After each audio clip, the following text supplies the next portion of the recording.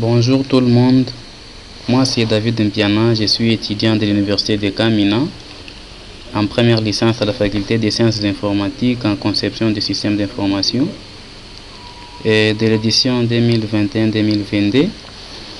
Je suis joignable au numéro au 081 97 69 69 8 et au 097 385 19 33. Dans la vidéo d'aujourd'hui, ici nous allons essayer de vous donner la différence qui existe entre les hubs et les switches. Pas seulement ça, nous allons aussi voir comment connecter des réseaux distants via un routeur. Si tel est le cas, nous allons commencer d'abord par un simulateur. Ici, nous allons d'abord commencer à lancer les simulateurs. Les simulateurs, c'est CERTA. Le simulateur CERTA est là. Si sur certaines machines, le simulateur ici n'est pas installé, il faut d'abord commencer par installer les .NET qui prendra en charge les simulateurs. Ici chez nous, il est déjà installé. Nous le lançons en double-cliquant dessus. Après cela, nous allons d'abord vous montrer comment fonctionnent les hubs. Nous allons dans menu fichier, nous allons ouvrir. Qu'est-ce que nous allons ouvrir? Nous allons voir dans les fichiers du simulateur CERTA, il y a plusieurs hubs et routeurs déjà définis par défaut. Ce que vous voyez ici, SIM01, SIM02, SIM03, ainsi de suite. Ici, nous prenons d'abord la SIM1. Puis, OK. Voilà. Vous voyez quelque chose dans ce sens-là. Ici, nous allons d'abord commencer à vous montrer comment les hubs fonctionnent. Ici, nous allons d'abord connecter. C'est déjà connecté, oui. Nous allons d'abord commencer à envoyer à Internet. OK. Ici, on va d'abord ce que ça va donner. Message d'interception. OK, voilà, ça y est.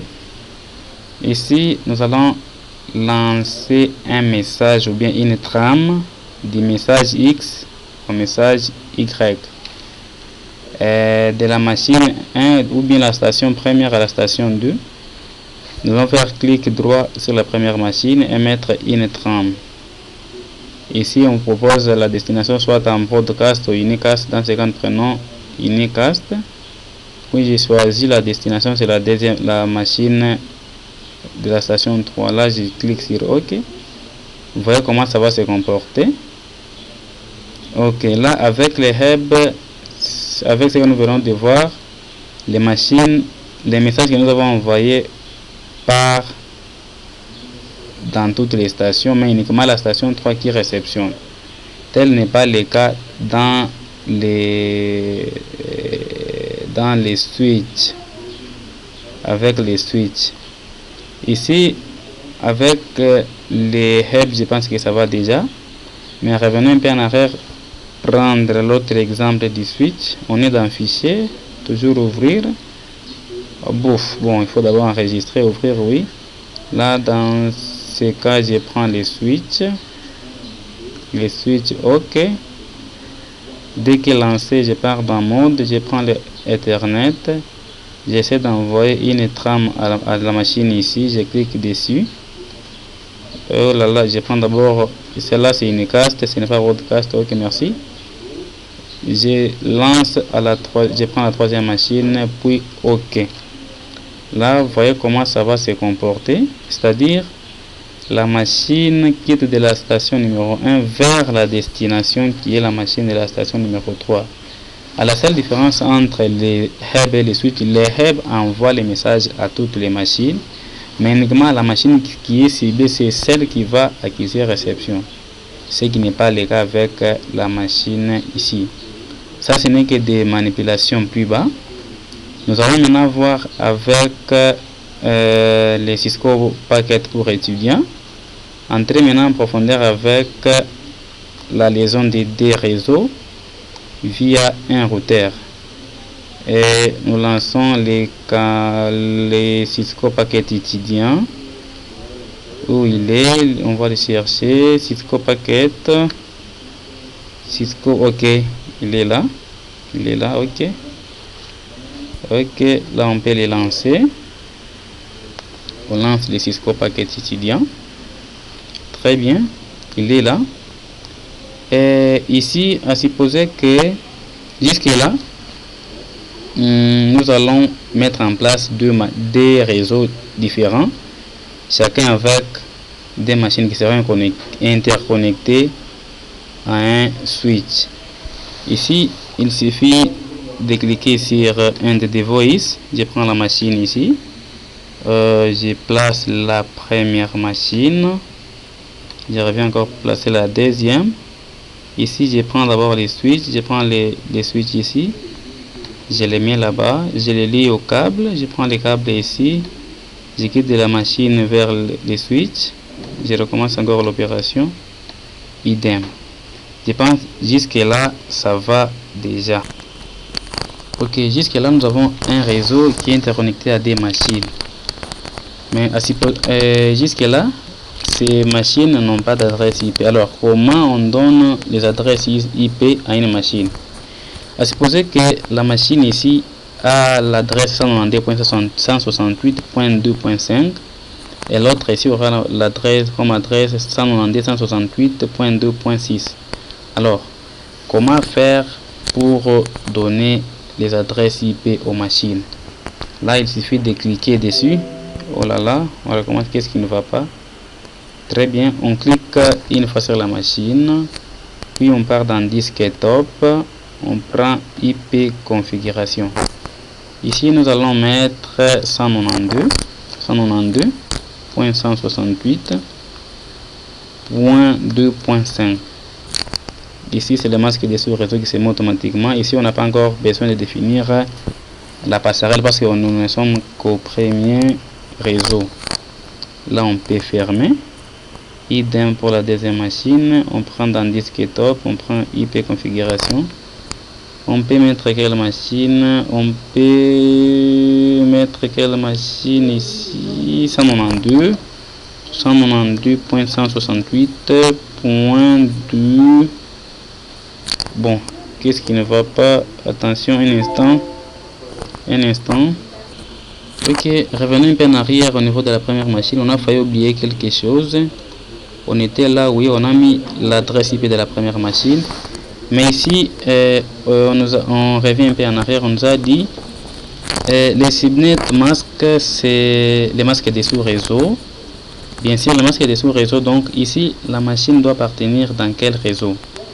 On a dit l'adresse du réseau est une adresse qui n'a que des bits nuls sur toute la partie machine. Ici, des bits nuls sur la partie machine. Ici, la partie machine est codée sur 8 bits, c'est-à-dire les derniers octets. Donc, cette machine appartient au réseau 192.168.2.5. Voilà, je viens de donner l'adresse IP à la première machine. Je vais faire de même pour la deuxième machine. Ok, voyons. Ok, on est à la deuxième machine. Voilà, on prend, voilà, on a déjà combien de minutes? À la deuxième machine, prenons 192.168.2.6 parce que les deux ne peuvent pas avoir une même adresse IP sur un même réseau. Ici, la passerelle par défaut, on laisse encore vide parce que je ne suis pas encore dans mon réseau, je ne suis que dans mon réseau local, mais lorsqu'il faudra communiquer avec d'autres réseaux, il sera maintenant nécessaire de définir la passerelle par réseau qui est la gateway. Ok, combien? 9. Ici j'ai mon premier réseau avec deux machines. Je vais maintenant essayer de faire les pings pour voir la connectivité avec les deux machines, si cela ça va aller ou pas. Le principe ici, est simple. Lorsque j'envoie 4 paquets et que tous les 4 paquets sont perdus là, c'est-à-dire il n'y a pas de connexion, mais 4 paquets sont réussis, c'est-à-dire il y a la connexion. Et il est toujours mieux de tester la connexion dans tous les deux sens. Ici, j'ai cliqué sur la première machine, puis je prends commande prompt. Dans commande prompt, c'est là que je suis, j'ai fait le ping de la deuxième machine, j'ai fait ping 192.168.2.6. On voit d'abord ce que ça va donner. D'accord, ok, on est presque dans les bons. On dit les paquets envoyés c'est 4, paquets reçus c'est 4, lost c'est 0, donc là on est dans les bons. Là on peut fermer. On fait de même pour la deuxième machine. On dit clique, je clique sur la machine. Dans desktop, moi je prends dans prompt. J'ai fait le ping 192.168.2.5 pour la deuxième machine. Très bien. Ok, je pense ici on est dans les bons. Ok, on peut fermer. On est à combien de minutes ici? Ok, après ce ping, cela vient de nous montrer que notre réseau fonctionne correctement.